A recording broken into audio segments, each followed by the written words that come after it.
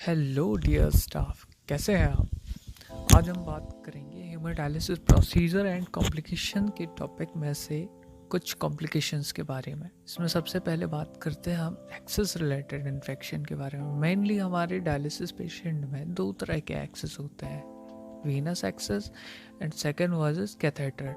तो सबसे पहले बात करते हैं वीनस एक्सेस कि ये आपके AVF भी हो सकते हैं या AVG भी हो सकते हैं।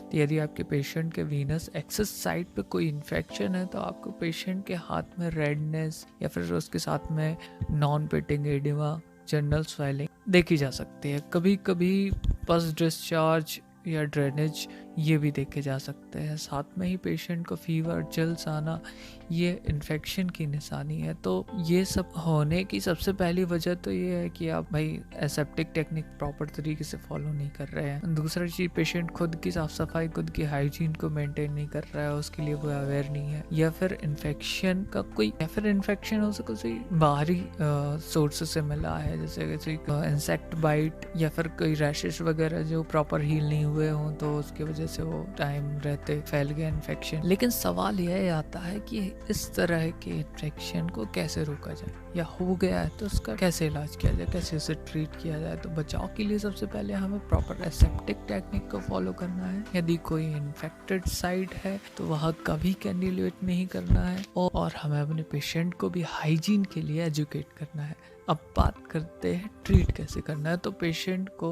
ब्लड सैंपल को हमें ब्लड कल्चर के लिए सेंड करना चाहिए। पेशेंट को बोलना चाहिए कि आप कंसल्टेंट से तुरंत सलाह लें, जिससे सही समय पे एंटीबायोटिक स्टार्ट हो सके, और अगर ज़रूरत हो सर्जरी की, रिवाइज या रिप्लेस की, तो वो सही समय पे हो जाए। अब बात करते हैं कैथेटर रिलेटेड इन्फेक्शन की। तो इस तरह के इन्फेक्शन में कैथेटर के एग्जिट साइड में redness, swelling, tenderness, drainage, exit side warmth ये देखने को मिल सकती है। साथ में ही पेशेंट को फीवर, चिल्स ड्यूरिंग या आफ्टर डायलिसिस हो सकते हैं। तो इसके लिए भी सबसे पहले प्रॉपर एसेप्टिक प्रोसीजर को फॉलो ना करना रिस्पॉन्सिबल है, या फिर एक्सेस साइट पर बैक्टीरियल ग्रोथ हुई है, या फिर पर्म कैथ के टनल में, या फिर एग्जिट साइट में इन्फेक्शन हो। अब हमें अगर पेशेंट को सच में इन्फेक्शन से बचाना है तो सबसे पहले हमें तो एसेप्टिक टेक्निक को फॉलो करना चाहिए। एग्जिट साइट की एक्सेस साइट को प्रॉपर क्लीनिंग करनी चाहिए। हमेशा स्ट्राइल ग्लव्स पहनकर ही और कैथेटर एरिया को टच करना चाहिए। ग्लव्स पहनकर किसी भी नॉन स्ट्राइल एरिया को कभी भी टच ना करें। अगर आपने प्रॉपर स्ट्राइल ग्लव्स पहने हैं तो स्ट्राइल तरीके से ही काम करें। इन्फेक्शन को प्रिवेंट करने के लिए हम एक्सेस साइट पर एंटीबायोटिक क्रीम्स भी लगा सकते हैं। आफ्टर डायलिसिस एक्सेस पॉइंट्स को हेपेरिन के साथ हम एंटीबायोटिक से भी लॉक कर सकते हैं। इससे इन्फेक्शन से बचाव होगा और इंटरनली कोई ग्रोथ पॉसिबल नहीं हो पाएगी। और अगर इन्फेक्शन ऑलरेडी हो चुका है तब उस कंडीशन में ब्लड कल्चर कराने की सलाह देनी चाहिए पेशेंट को, और उसको बोलना कि आप नेफ्रोलॉजिस्ट से कंसल्ट करें, जिससे एंटीबायोटिक ट्रीटमेंट स्टार्ट किया जा सके, या फिर कैथेटर रिप्लेस की ज़रूरत हो तो उसे रिप्लेस किया जा सके। बात करते हैं एयर एम्बोलिज्म के बारे में।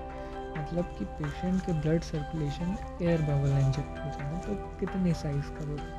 लगभग 2 ml एयर आपके सेरिकुलर सर्कुलेशन में ऑब्स्ट्रक्शन कर सकता है। लगभग 0.5 ml के साइज का एयर आपकी कोरोनरी आर्टरी को ब्लॉक कर सकता है, जो कि सीधे कार्डियक अरेस्ट करा सकता है। अगर पता कैसे चलेगा कि पेशेंट को एयर एम्बोलिज्म हुआ है? तो भाई हमारी हेमोडायलिसिस में ब्लड पाथ एकदम विजिबल होता है। टेक्नीशियन को बाहर से ही पता चल जाता है कि यहाँ पे पेशेंट को एयर एम्बोलिज्म का प्रॉब्लम हुआ है। लेकिन अगर कभी छोटे मोटे बबल्स अगर बॉडी में इंजेक्ट कर रहे हैं तो इस कंडीशन में पेशेंट को सांस लेने में तकलीफ हो सकती है, पेशेंट्स की बॉडी नीली पड़ सकती है, पेशेंट्स के बिहेवियर कंफ्यूजिव हो सकता है, उसको सीजर आ सकते हैं, या तो उसकी सडन डेथ भी हो सकती है। अब एयर एम्बोलिज्म होगा कैसे? पहली चीज़ कि हेमोडायलिसिस मशीन में एयर बबल डिटेक्टर में कोई खराबी आ गई हो, या तो फिर बबल डिटेक्ट जिससे वो बबल डिटेक्ट ना कर पाया हो, या तो प्राइमिंग के बाद हमने ब्लड लाइन को डायरेक्टली एक्सेस से अटैच कर दिया और हमने ध्यान ही नहीं दिया कि ब्लड लाइन में कुछ एयर रह गई थी फिर भी हम,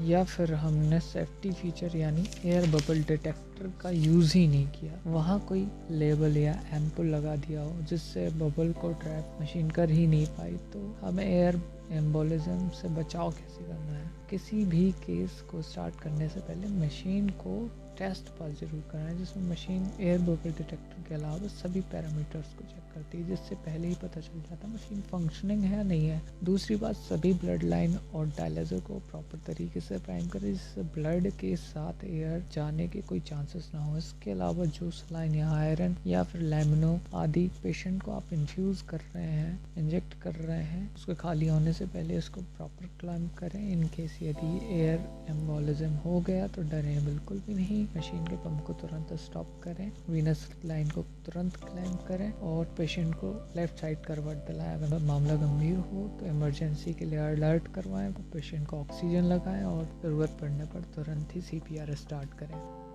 अब नेक्स्ट पर बहुत ही कॉमन एंड डेंजरस कॉम्प्लिकेशन है हाइपरटेंशन। इसमें पेशेंट का ब्लड प्रेशर सडनली या स्लोली ड्रॉप हो सकता है। इसमें पेशेंट बिल्कुल शांत और सुन्न पड़ जाता है। इसके अलावा पेशेंट को नोजिया या वॉमिटिंग जैसे सिम्टम्स आ सकते हैं। पेशेंट को गर्मी लग सकती है, वह लंबी लंबी दवाइयाँ ले रहा होता है। इसके अलावा कान बजने जैसे ऐसी कोई प्रॉब्लम वो एक्सप्लेन कर सकता है। तो इस कंडीशन में हेमोडायलिसिस में BP ड्रॉप होने की सबसे पहली वजह तो यह हो सकती है कि पेशेंट का अल्ट्रा फिल्ट्रेशन रेट बहुत हाई है, या पेशेंट ने पहले से ही अपनी BP की दवाइयाँ खा रखी हो जिसकी उसको ज़रूरत नहीं थी, या पेशेंट को ऑलरेडी कोई हार्ट डिसीज हो। तो डायलिसिस के दौरान पेशेंट का BP कम ना हो, इसके लिए पेशेंट का सही वेट मेजरमेंट करना ज़रूरी होता है। डायलिसिस के दिन पेशेंट को BP की मेडिसिन ना लेने को कहें, और अगर BP कम है तो सोडियम प्रोफाइलिंग का यूज़ करके हाइपरटेंशन को प्रिवेंट करें। जिनका BP बहुत ही कम है पर डायलिसिस करना बहुत ही इम्पोर्टेंट है, तो उनके लिए हम slower and longer duration therapy जैसे स्लैड या CRRT थेरेपी को चूज कर सकते हैं। ड्यूरिंग डायलिसिस यदि कोई हाइपरटेंशन हो